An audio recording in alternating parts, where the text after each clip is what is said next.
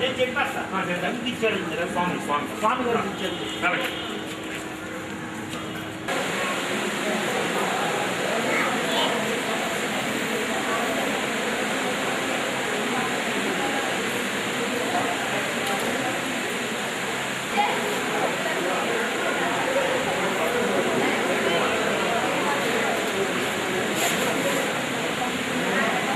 వినాలని కోరుతూ ఉన్నాను.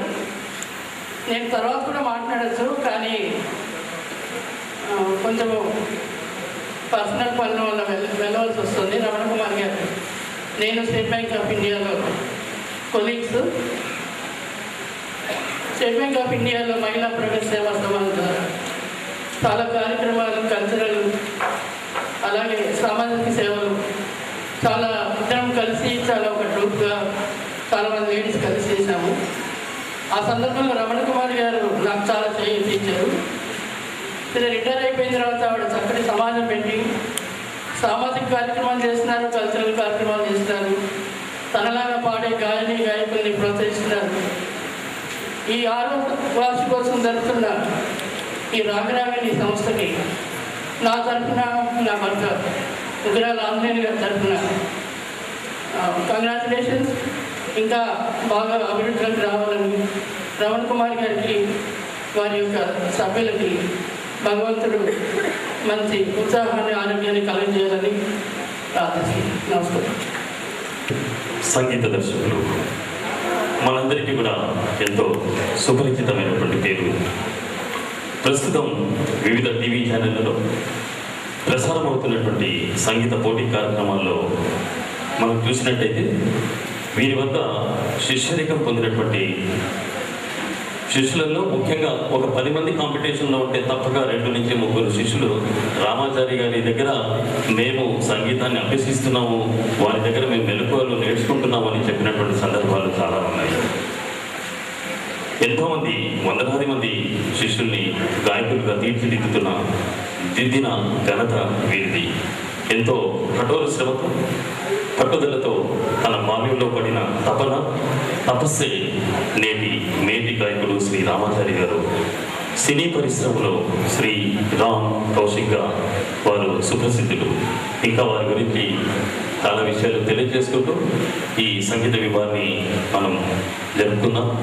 6వ వార్షికోత్సవానికి విచ్చేసిన మీ అందరికీ మరొకసారి స్వాగతం పలుకుతూ ఈనాడు ఈ కార్యక్రమంలో శ్రీ రామాచారి గారికి వాయిద్య సహకారం అందిస్తున్న వారు కీబోర్డ్ పై చిరంజీవి కూడా ఒక సొంత తమ్ముడిలాగా నన్ను వాడు భావించి ప్రోత్సహిస్తూ ఉన్నారు. వారికి నా కృతజ్ఞతలు. మరి నా మొట్టమొదటి సినిమా పాట నేను హైదరాబాద్లో సోదరి రమణ కుమారి గారితో కలిసి పాడాను. ఇది ఎప్పుడు మర్చిపోలేను నేను. ఓ నెల రాజా ఆ పాట కూడా నాకు గుర్తుంది. నా మొట్టమొదటి స్టేజ్ పాట అన్నమాట అది. ఈ సోదరి మండలిద్దరికీ నా కృతజ్ఞతలు తెలియజేస్తూ ఈరోజు ఈ కార్యక్రమంలో లలిత గీతాల్ని మీకు అందిస్తాం.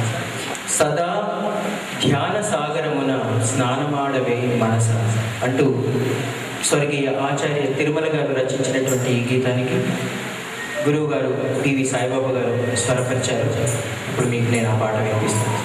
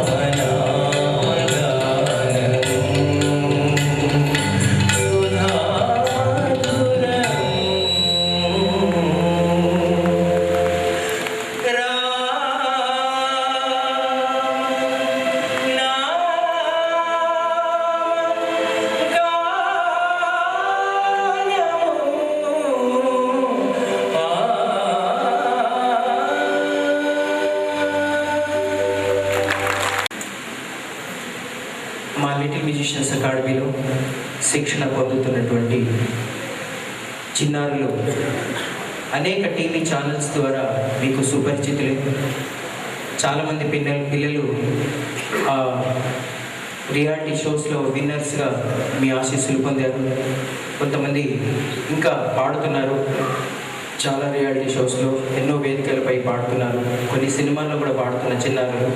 మరి తర్వాత పాట పరిమళించు పూల కన్నా ముందర ఈ గాలికెందుకు ఇంత తొందర అంటూ కలగ కృష్ణమోహన్ గారు అద్భుతంగా రచిస్తే ఆ రచన పట్ల ఆకర్షితున్నై నేను దాన్ని కంపోజ్ చేయడం జరిగింది.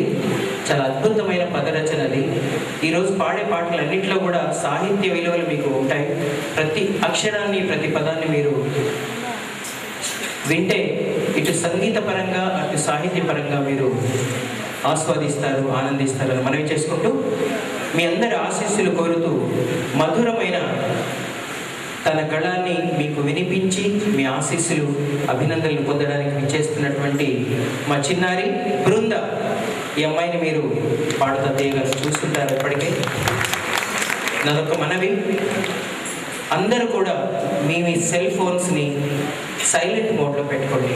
ఒకటి, ఇది నా మనవి, నా విజ్ఞప్తి. ఆఫ్ చేయొద్దు, ఎందుకంటే మీకు ఏమైనా ఇంపార్టెంట్ ఇవి వస్తుంటాయి. సైలెంట్ మోడ్లో పెట్టుకొని ఎవరికైనా ఫోన్ వస్తే అలా బాల్కనీలోకి వెళ్ళి చక్కగా గట్టిగా మాట్లాడుకోండి. అలాగే పాట మధ్యలో లేచి వెళ్ళే కంటే ఒక పాటకి ఇంకో పాటకి గ్యాప్ వస్తుంది, ఆ గ్యాప్లో లేచి వెళ్ళడం అనేది ముఖ్యం. అదొకటి, ఈ రెండు మీకు నేను సవినయంగా మనవి చేస్తున్నాను. పాట మధ్యలో లేచి వెళ్ళకండి, ఒక గ్యాప్లో వెళ్ళండి. అలాగే సెల్ ఫోన్స్ సైలెంట్ మోడ్లో పెట్టుకోండి. కలగ కృష్ణమోహన్ గారి రచన. నేను ఇంకా ఇప్పుడు పాడే పాటలన్నీ కూడా నేను స్వరపరిచే పాటలే, ఇంకా ప్రత్యేకంగా మళ్ళీ చెప్పాను. గానం బృంద.